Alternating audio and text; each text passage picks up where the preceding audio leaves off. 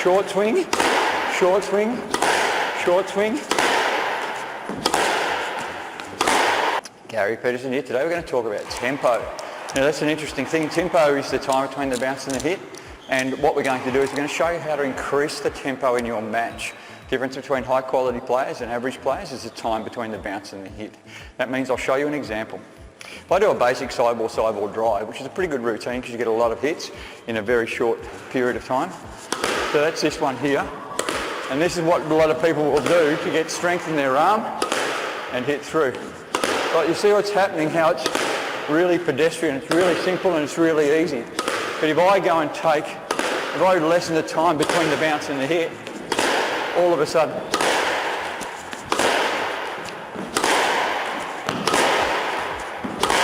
whoop, gets a bit closer every now and then if you get out of control. Right, you've got to do the work with your feet, and that's the difference. Now if I go half volleys, whoops, trouble.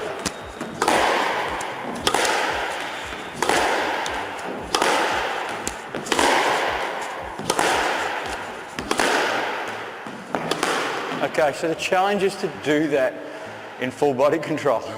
That was not full body control. But once you do a little bit of this, what happens if you work on your balance and your stability? So I'll try and work on balance, stability, and take the ball early with a restricted arm in the hit, and the outcome should be better quality. We try and stay in the service box area. It's a pretty good guide. It'll give you a chance to actually have something to aim for, and then you'll find it's a pretty beneficial thing to do. So here, balance now. I'll start slow before I go tempo, right? And now I've got my tempo, my balance, sorry. Reach, bring that back. Right, I'm going to start going tempo and try and restrict my hit. So I'm going to go with a short swing, short swing, short swing.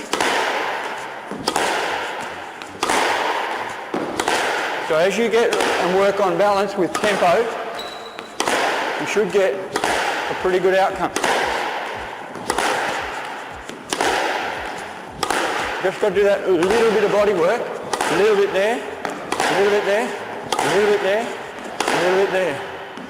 All right, so it's that last split second just prior to striking the ball that'll make the difference. You've got to go and do the work to get the benefit of taking the ball early. You don't have to hit the ball as hard if you take the ball early, so you'll find it's such a good thing to do.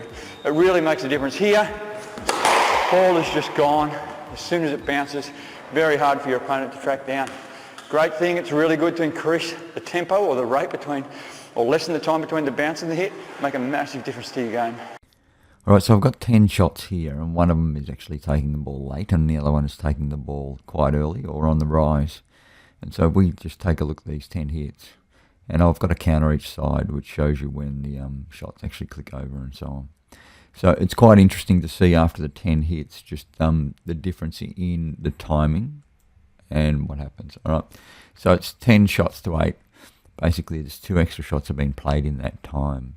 But if I put it another way, so if this ball had been taken, which is the top frame we're looking at, okay, so it's hit the floor, it's going up, up. So if it had been taken now on the rise, this is how far a human being will step within that time frame. So it's from there all the way to there, and the strike. All right, so within that time of the strike, what happens is you've got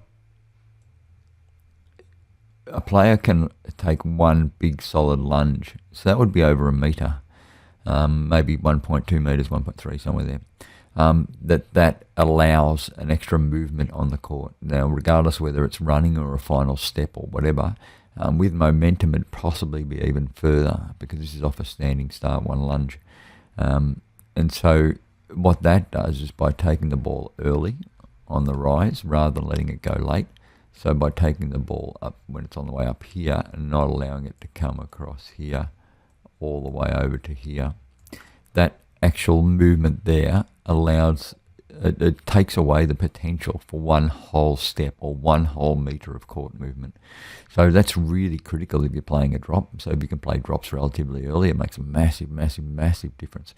And if you actually take the ball in half volley on a drop, it'll actually cut out around about let's say 2 or 3 steps, which will be three or even 4 meters worth of movement. So it's really got a fair bit in it. And it's not only that, it's the ability for them to actually regain balance and get in a good court position and all sorts of things like that. So the making sure that you actually that you're clear about how much of a benefit it is to actually taking the ball on the rise and increasing the tempo. If you do this over multiple shots, so it's not just one shot, then what happens is the game just gets so much faster. It's just phenomenal how much quicker the game gets. And then before you know it, it's just like you're watching a high-class game, high-quality game versus just an average club standard game. So it's the speed between the bounce and the hit. I'm not changing much in my swing and my hit. The hit is not that much different. And I might have hit it ever so slightly harder on the lower one, which gives it, let's say, even maybe just a slight more of an understanding or look that it looks like it's so much better. But I'm not laying into the ball and really hitting it as hard as I possibly can in one versus the other either.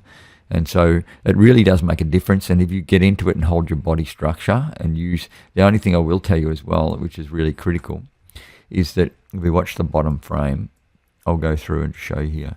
Okay, so what happens is you'll notice that you need to have a really strong body through the ball. So it's a really well balanced, strong body through the ball, because when you take the ball early, you don't have as much time. The forehand will be the same. You'll hold your body really strong through the ball, so you hardly don't move. That's not the best shot, that one, but never mind. And so it's really quite strong through the ball, through your body. So you've got to make sure that you don't, because you don't have time for a full swing, you've got less time to see the ball. So you've really got to make sure that you're all over the ball, and you actually tend to swing slightly slower, and that's where those punch muscles come in. So you need the punch muscles, you need the strength in your shot, you need the strength in your arm, your body, your wrist, everything. So the punch driving on a rising ball is just phenomenal. It's just really, really good. So if you can get into it, it's the lower frame is the best one. The other one is just waiting for the ball. It's like you almost fall asleep while you're watching it. So there you go. That's how to increase the tempo of a game. If you increase the tempo by taking the ball earlier, keeping strong muscles, hitting target with punch muscles, you'll find it'll just make a massive difference to the quality of your game and how much better you feel and how much more accurate you get. It's a great thing.